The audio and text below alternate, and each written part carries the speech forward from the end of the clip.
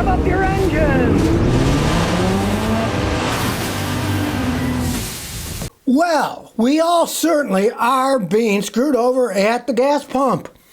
Not only is the price of gas high, but now there's a new scam that actually involves screws. Thieves are drilling holes in where the nozzle plugs in on the pump and put in little screws. On some pumps, if you do that, when you put the nozzle back onto the gas pump, it won't turn itself off. Then, when you're gone, they'll merrily pump the gas into their own car, and then you're paying for it. Later, they'll come take the screws out, then they'll do it again somewhere else.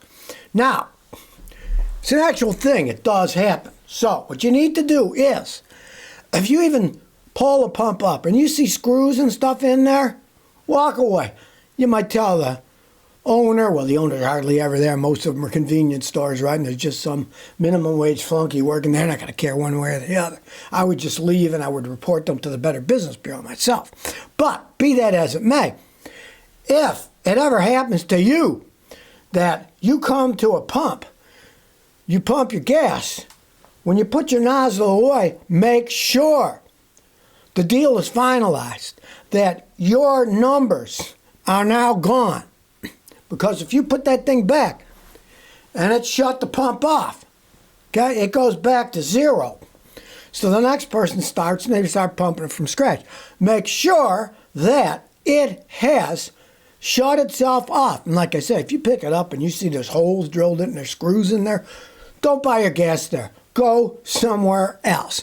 Or if you don't want to drive far, go to a different pump at the same station.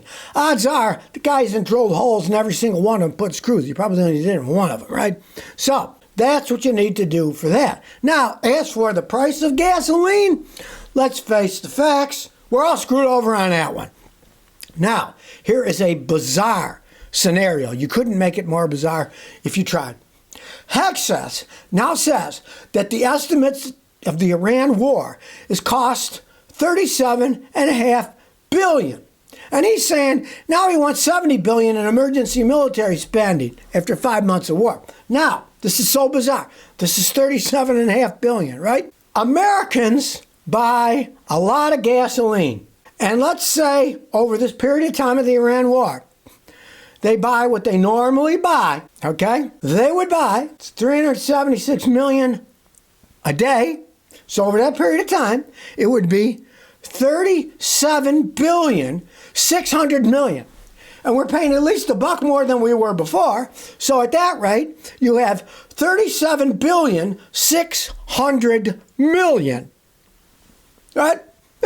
And Hexas says the war cost $37.5 billion. That's the military expenditure, right?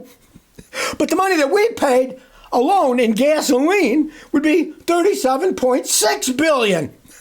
So not only are we paying more for the gas, as taxpayers, we're also paying for the military expenditure. It's gotten to a point of almost patent absurdity. It's almost the same exact number, right?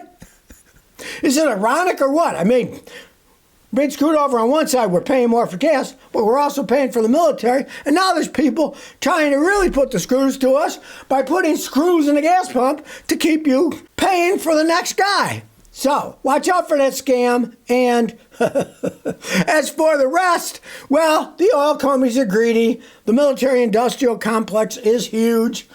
Lots of jobs, lots of money there, right? And who pays for it? Us? We do. The taxpayers.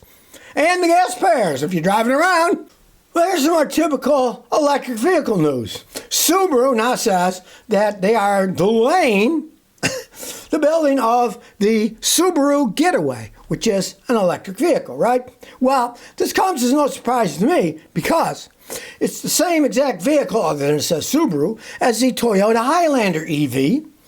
And Toyota says that they're delaying the manufacturing of the Toyota Highlander EV too. Of course, like I said, it's no surprise because both of these vehicles are manufactured side by side in the Toyota Motor Manufacturing Plant in Georgetown, Kentucky. So it's not really a Subaru. Just like when you had the Toyota, and it was a Toyota sports car, but no, it wasn't. It was a Subaru sports car, and they just rebadged them as Toyota. Well, I guess Subaru decided to join in the game, and they had the Toyota EV, the Toyota Highlander EV, built there, but calling it a Subaru Getaway. And as per usual, I always warn people about electric vehicles. They're not here. They might be the future, who knows? But they are not ready for prime time. Subaru confirmed that the Getaway's production has been delayed. Isn't that a surprise, right? Now, I'm sure they're not going to make all that many of them.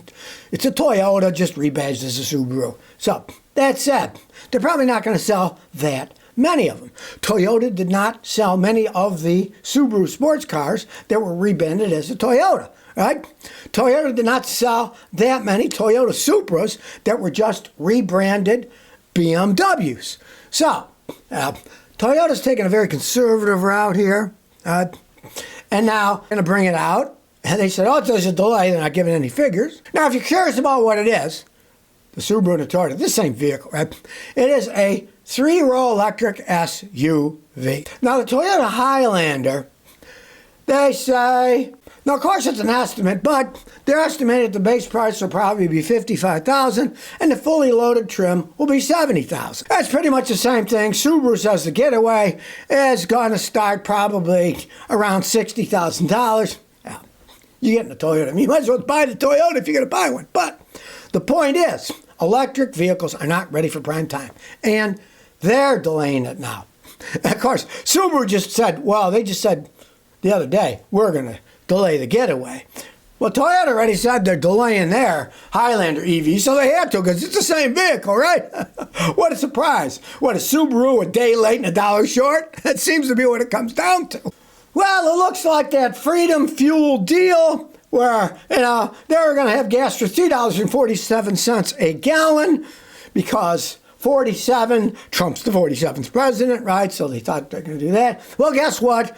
They're not selling gas for $3.47 a gallon anymore. That seemed to have been a gigantic hype just to get people to talk about it, right?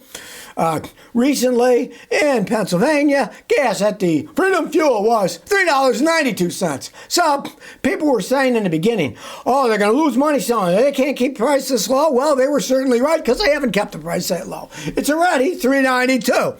And you could probably thank the 47th president for that by extenuating the Iran war and ramping it up. As I said earlier, Hexas said that we spent like $35 billion militarily, and he wants $70 billion more for the military, and we paid at least $1 more a gallon for gasoline, which over the same period of the war comes out to about the same exact figure, over $35 billion we have wasted for extra price in gas. But of course, the oil companies love it. Who got that extra money? The oil companies got. They can't say, well, the oil costs more. They get it out of the ground. Oh, the refinery costs more. They refine it themselves, right? So, and the military-industrial complex, they just love spending money. If you remember Dwight Eisenhower in his farewell speech when he was president, one of the big deals was beware the military-industrial complex. This was Dwight Eisenhower, and he knew what he was talking about, right? So, freedom, not really so free. And the interesting thing is, you're going to laugh when you hear this, or maybe you'll cry, right?